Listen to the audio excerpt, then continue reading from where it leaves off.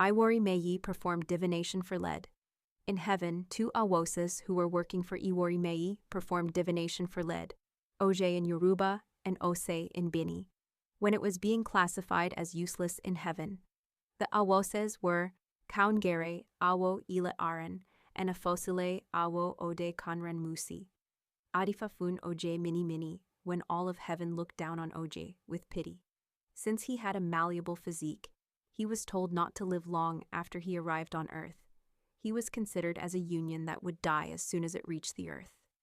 In the divination, the awoses told him to make a sacrifice with a duck, a rooster, and a vulture. He made the sacrifice and came to the world where he lived so long that he outlived all those who expected him to die young.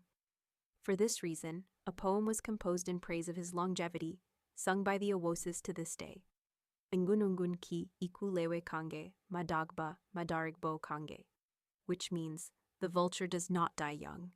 I will live to an old age, because neither does lead rot, nor does bronze rust.